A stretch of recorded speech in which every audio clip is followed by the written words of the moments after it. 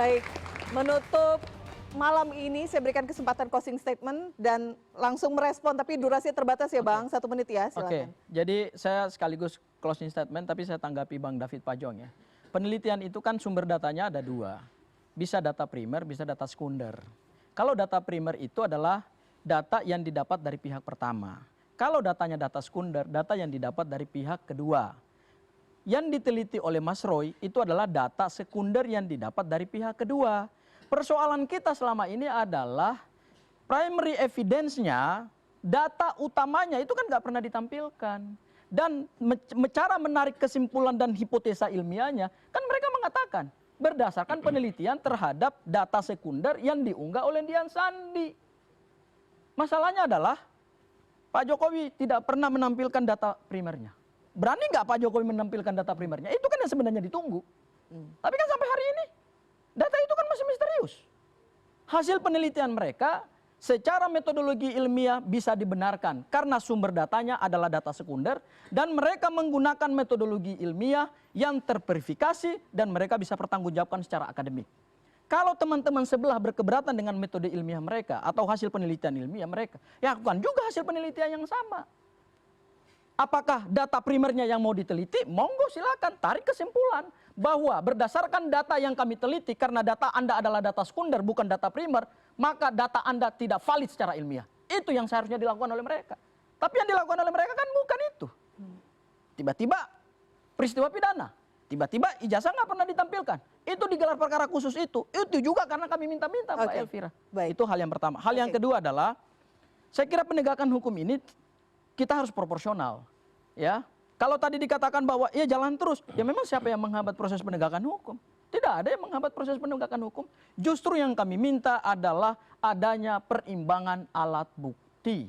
Penyidik itu ketika menetapkan seseorang menjadi tersangka, bukan berarti adalah pemegang kebenaran absolut yang tidak bisa dikritik dan tidak bisa dikoreksi. Banyak juga kok penetapan tersangka yang digugurkan dengan pra peradilan. Jadi tidak benar juga apa yang disampaikan oleh Bang David Pajo bahwa penyidik ketika menetapkan tersangka seolah-olah penyidik telah benar. Penyidik seolah-olah pemegang kebenaran absolut. Nanti kita uji dalam proses kita uji dan kita tunggu hasilnya, Bang Haji. Terima kasih.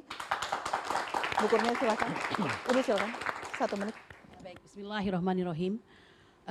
Pada hari ini kita bersyukur masih bisa berada di head to head yang memungkinkan saya bertemu dengan pihak lawan ya. Dan ini semakin menegaskan posisi kita masing-masing. Saya ingin mengatakan dan menyampaikan sebuah pesan. Rasulullah SAW mengatakan bahwa umur umatku itu antara 60 sampai 70, Mbak Elvira. Saya hari ini sudah 53 tahun, ya tinggal beberapa tahun lagi lah ya kalau memang masih panjang umur begitu. Pak Jokowi pada hari ini di kisaran 60 sampai 70 ya, mungkin 64 atau 65. Bang Rifai berapa nih? 35, enggak. 53. 54 ya. Berarti kita hampir seumuran ya. Jadi saya mengatakan ini urusan dunia, maka jangan tertipu dunia. Dunia ini meribetkan ya. Bahwa dunia ini bukan kampung halaman tapi akhirat lah. Pesan ini saya sampaikan mengapa? Karena saya dengan Pak Joko Widodo itu adalah sesama muslim. Nah oleh karena itu kawan-kawan YouTuber, jika Anda memang punya suatu katakanlah passion ya kepada dunia jurnalisme atau dunia yang menunjukkan kepada orang luar tentang berita-berita dan segala macam, maka jadilah YouTuber yang baik ya. Karena bagaimanapun keberadaan Anda ini sebenarnya bermuka dua, tetapi lebih banyak mudaratnya. Ya, nah oleh karena itu memang sejujurnya ada sedikit kesalahan Pak Jokowi di sini, bukan sedikit banyak malahan ya. Dahulu pada tahun 2014 pada saat beliau akan dilantik sebagai presiden, beliau tidak menyuruh atau tidak memerintahkan para relawannya ini untuk dibubarkan.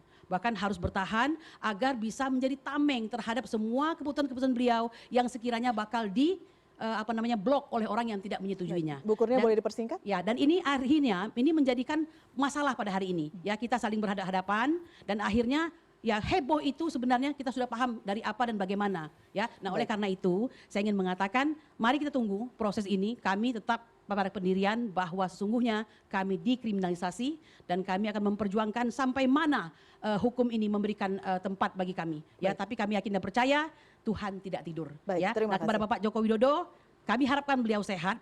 Tetapi kalau beliau negarawan, bukan memberikan 2 restoratif justice kepada 2 orang, melainkan mencabut perkara karena beliau tahu bahwa tidak pantas mentersangkakan anak bangsa yang tidak lain adalah warga negara sendiri. Demikian, Assalamualaikum warahmatullahi wabarakatuh. Iya, yang pertama saya mau katakan gini, itu kan kebenaran itu akan menemukan jalannya ya. Dan tanda-tanda kebenaran itu kan semua tanda-tanda di dunia kalau kita bicara soal kebenaran dari Tuhan apa segala macam, wakil-wakil kebenaran itu ada pada semua instrumen-instrumen yang disiapkan oleh negara. Aparat hukum apa segala macam, itu adalah wakil yang mewakili kebenaran itu ya. Bukan kebenaran absolut, tetapi dia mewakili kebenaran. Dia bisa mengatakan Anda salah, Anda benar, kan itu. Nah, maka yang saya mau katakan, biarkanlah aparat menjalankan diskresi dan kewenangannya berdasarkan aturan-aturan yang ditetapkan oleh Republik ini. Itu satu. Jadi jangan kita mendelegitimasi semua proses-proses hukum. Kalau kita sedikit merasa lemah karena kita salah, wah ini enggak adil, ini berat sebelah, kan itu salah. Lalu kemudian nggak sadar bahwa Pak Jokowi selama ini pasif, duduk diam, nggak pernah bergerak untuk melakukan perlawanan. Hanya melaporkan bahwa hak saya difitnah, saya dicaci maki, kuburan orang tua saya didatangin, saya dibuatkan buku, dibuatkan macam-macam lah, apa segala macam yang menuduh. Jadi tadi juga saya klarifikasi kepada Bro Sangaji ya. Tadi dibilang mempertanyakan ijazah, bedakan mempertanyakan dengan menuduh ya. Menuduh. Ijazah Pak Jokowi itu 99,9% palsu ya. Bahkan dituduh bahwa dicetak di Jalan Pramuka, kan semua yang tersangka salah satu mengatakan dicetak di Jalan Pramuka. Bahkan ada profesor yang dianggap sebagai pencetaknya yang juga adalah pendukung Pak Jokowi. Kan itu semua fitnah dan hujatan yang nggak benar. Jadi biarkan hukum berproses. Pak Jokowi menyerahkan full pada hukum dan Pak Jokowi nggak pernah mengintervensi hukum sebagaimana yang diopinikan oleh teman-teman yang sudah tersangka selama ini kan. Dan biarkanlah hukum itu bergerak mencari kebenaran dan biarkan kebenaran itu dibuktikan lewat sidang pengadilan nanti. Saya pikir itu. Makasih. Terima kasih Bang David. Bang Agri, closing statement. Oke.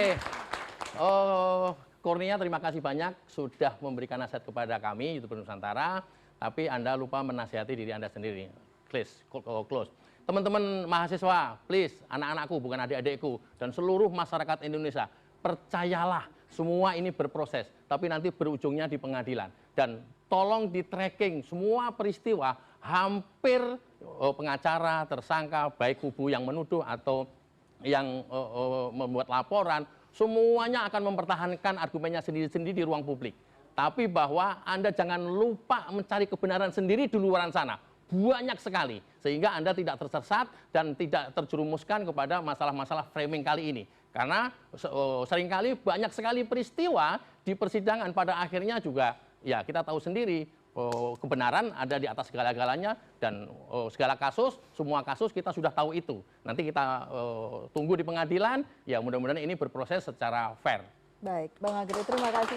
Penutup, Bang Dutai. Sesuai topik head to head hari ini, saya ibaratkan ini kereta api yang sedang bergerak. Ada sejumlah penumpangnya. Dalam perjalanan dua penumpang turun, beberapa penumpang lanjut. Kereta ini bisa dua pilihan, ketujuan atau bahkan tergelincir. Ini semua pilihan, nggak ada yang salah, nggak ada yang benar. Tapi menurut saya dengan sudah terjadinya RJ di Solo, nggak ada salahnya juga kita semua merenung, kembali ke nurani masing-masing, apakah yakin ijazah ini palsu atau tidak. Menurut saya kalau tidak, nggak ada salahnya juga kita memaksimalkan upaya RJ itu ya. Sekali lagi, saya sebagai lawyer juga tidak boleh menghambat perdamaian. Sebentar lagi juga bulan Ramadan, mungkin ini juga momentum yang baik ya. Tapi sekali lagi, semua ada waktunya dan pada saatnya kereta ini juga tetap harus jalan. Entah ujungnya kita juga tidak bisa mengklaim bahwa pasti bersalah, tidak bersalah, kita hormati semua proses. Tapi maksud saya, tinggalkan ego, mari kita lihat lagi, kita renungkan masing-masing ya. Tapi kalau betul-betul yakin, silakan lanjut. Kalau ragu mungkin saatnya juga kita coba merefresh kembali ini semua ya. Karena lagi-lagi Pak Jokowi sendiri juga tetap punya kepentingan agar persoalan ijazah ini clean and clear. Tadi sudah disinggung, kita juga takut di sini selesai secara RJ misalnya. Tadi kan secara tersirat kan Mbak Kurnia bilang cabutlah semuanya. Tapi persoalannya adalah tahun depan ada pemain lagi, mengangkat lagi, mau sampai kapan? Pak Jokowi ini sudah pensiun, sudah jadi warga negara biasa, ingin hidup tenang dengan anak istrinya, dengan cucunya gitu loh.